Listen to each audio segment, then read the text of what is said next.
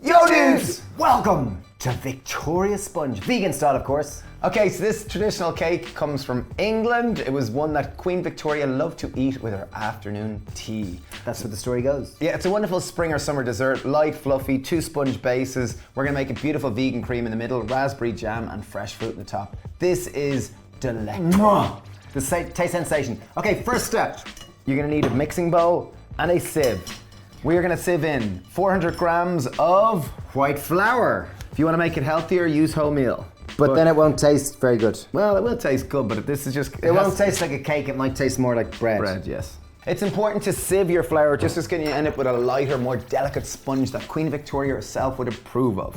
Beautiful. She was vegan, was she? She was, yeah. Baking powder, 2 tablespoons of baking powder. This is our agent of rising. Yeah, traditionally a self-raising flour would be used, but we want to do it more ourselves. Okay, while Dave's doing mixy, I'm gonna make our flax egg. So we have 6 tablespoons of ground flax seeds. In on top of that, I'm adding 18 tablespoons of water.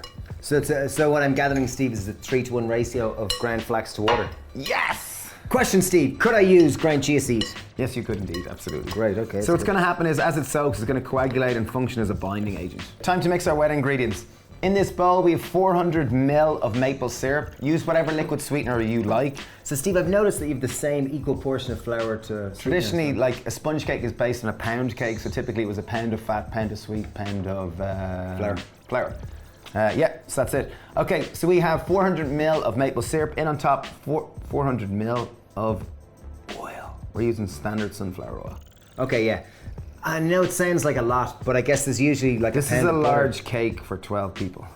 12 to 16 people. Yeah. Now you probably could have used a better mixing bowl, couldn't you? Yeah, probably could. Yeah, but you're listening. We'll adapt. We'll adapt. In on top, we're gonna add in 1 teaspoon of vanilla extract. And now it's a case, the technical term in baking context is you lash it all together now, right? Okay, wet and top but dry. In goes our wet. And don't worry if it's not that terribly well mixed, it will mix as it pours. Well, as you know, oil always rises to the top. Yeah. A bit like cream always rises. Flax egg has coagulated somewhat. If we do leave it longer, it will come together. But don't worry, even as it goes in, it's gonna draw out moisture and technical term? Yeah. What does that mean? To draw it all together. Okay, so we're just adding our flax eggs. Now it's mixing. Grab your paddle. Oh, okay, I got you a paddle. Thanks. Just give it a nice mix. So we've lined 2 8-inch springform tins. The lining just to take them off and just divide the batter in equal portions. Generally it's about 640 grams for each. That's 640 in that one. Yeah, very well made. And now here's 640 for this one.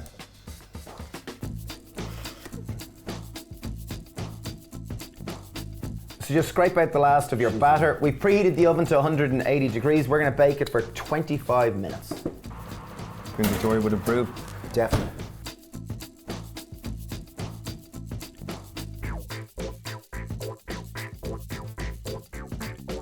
Okay, cakes are out of the oven, they smell fantastic. We've left them to cool. They're really So it's fantastic. really important step is to leave a cake cool. Don't be premature with it. You're just gonna ruin your cake and all the hard work. Okay, time to make our vegan cream. So what we've done is we've taken a 400 ml can of, or tub of soya yogurt, and I've put it through a cheesecloth or through a hairnet or anything like that. And what I've done is I've kind of let it sit I left it sit for about an hour, but if you don't have time, just literally hold it up and squeeze it. And when you're squeezing it, you want the clear water to be coming out, not white milky water. And what that's gonna do is just gonna give you a thicker, almost like a cream cheese, a healthier cream cheese. So into the blender, we're gonna add in our cream cheese. That's 200 ml of soya cream cheese. Okay, so there's 200 ml of a vegan cream cheese. We made it our own. You could use store-bought if you want instead. In on top of that, we're adding 100 ml of maple syrup, or sweetener of choice. Don't use a granulated sugar. Okay, cool. You could use icing or powdered sugar alternatively. So we're taking half a lemon, squeezing it through my hands to make sure there's no half lemon. We're gonna put this on, have the lid open, and have it running at a slow temperature. Slow speed. So how much coconut oil do we have melted here? We have 100 ml of coconut oil which we have melted. So we're pouring it in slowly, and it's just gonna slowly emulsify. And as it all goes in, just turn the speed up.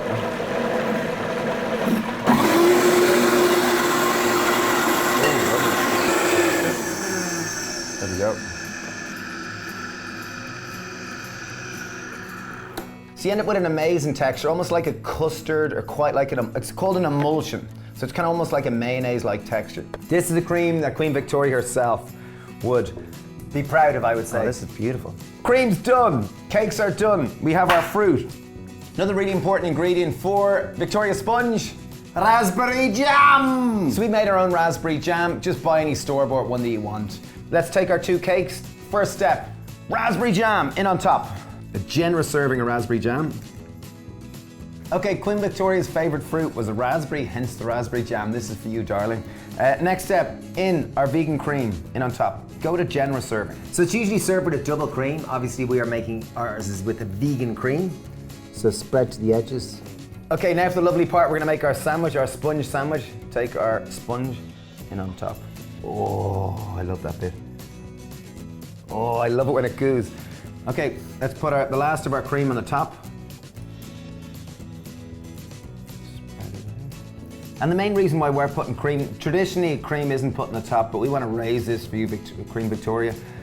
We're putting the cream on the top and we're going to cover it with loads of fresh fruit.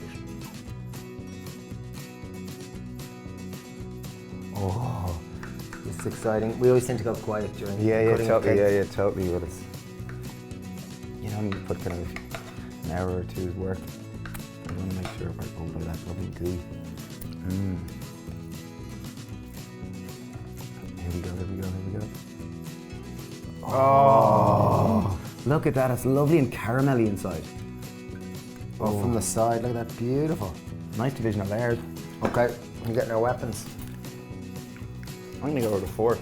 In honor of Queen Victoria, we have our vegan Victoria sponge. Here we go, in honor of you. Here, go great with a lovely cup of afternoon tea. It's very light and lovely, isn't it? Oh, it tastes like the maple syrup really cuts through. And the cream is fantastic. Oh, I want to dedicate this cake to my daughter May. Myself and her came up with this yesterday and spent a good while playing and tinkering with it, so thank you, May. She was meant to be in the video, but she felt sick. Yeah, there you have it. This was a great one, really is really good if you've got people coming over for tea, afternoon tea. It'd be fantastic. It's a real classic. Genuinely tastes just light, fluffy, summery, delicious and fruity.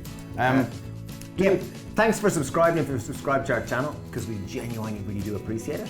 And we've got a new book that's just up for, it's about pre-order. Really cool. Recipes for Happiness, our best book now by a distance. This one's, you know, we've tried and tested this one over 3 years, so it's really, really good. Anyway, thanks a lot for watching, dudes. Cheers! Bye!